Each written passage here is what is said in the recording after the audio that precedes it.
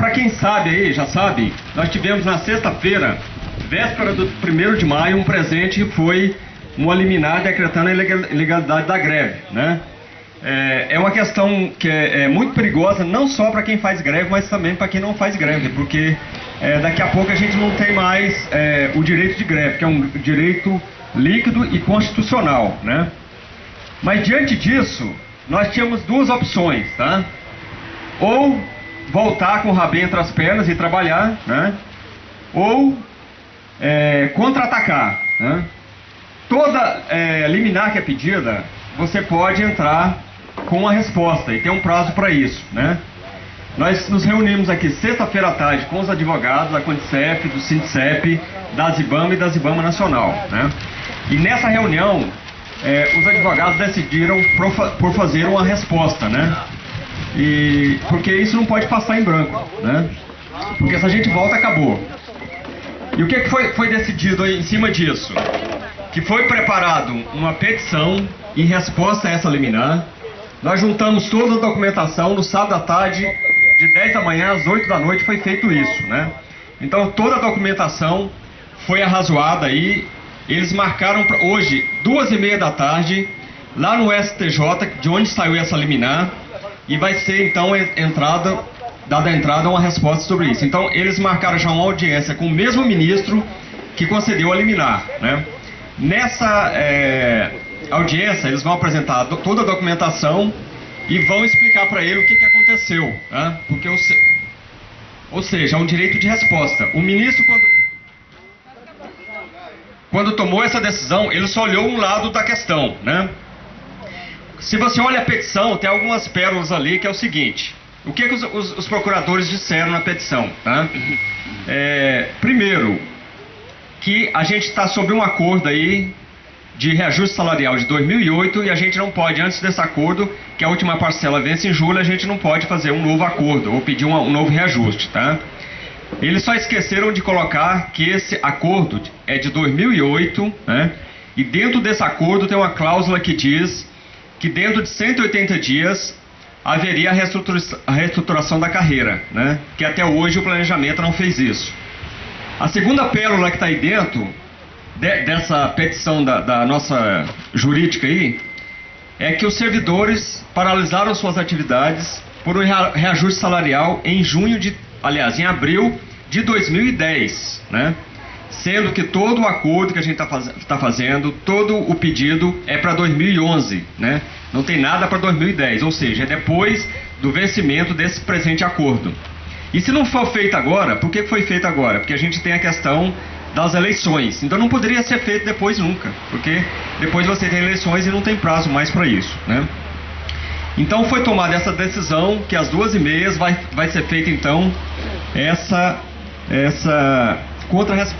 resposta a esse pedido de liminar que foi concedido, né? Às 11 horas, os advogados, 4 vão estar aqui, né? Eles vão estar aqui, vão explicar o que vai acontecer, por que eles tomaram essa decisão, né? E o que isso aí pode acarretar para a gente. Eu só queria ler aqui, a gente tem aqui uma outra decisão, que é uma liminar que foi concedida ao Ministério do Trabalho e Emprego contra o corte de ponto que também houve lá, tá?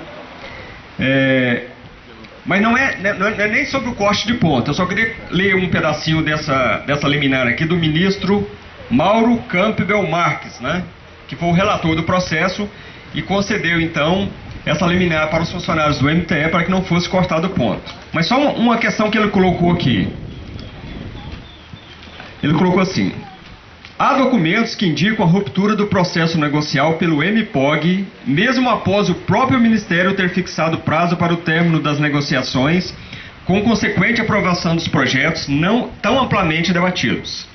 Assim, após inúmeras tentativas de retomada e continuidade negocial, os servidores do MTE deliberaram pela suspensão dos serviços no intuito de restabelecer a negociação interrompida por atos da administração pública.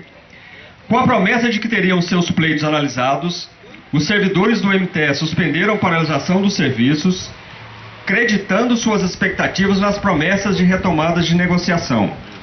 Os servidores do MTE acataram, em seguida, solicitação de prorrogação de prazo, 8 de 3 de 2010, para apresentação por parte da União de proposta formal de reestruturação do plano de carreira do MTE.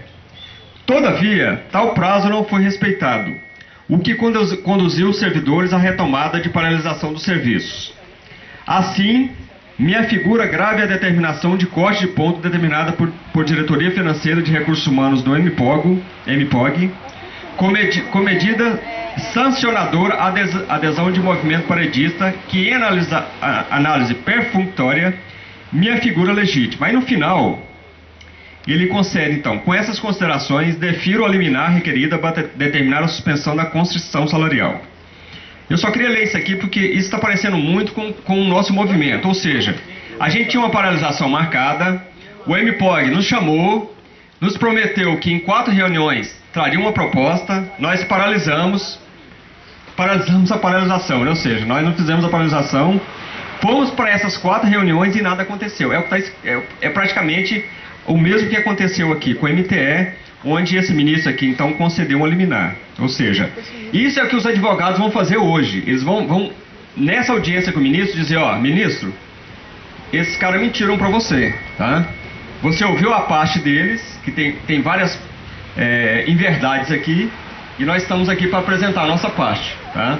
Então, diante disso, o ministro vai decidir depois se manter a liminar ou se derruba essa liminar, tá? Então é isso aí. Ou a gente fica parado, ou a gente vai para o contra-ataque. Então essa foi a decisão que nós tomamos, tá?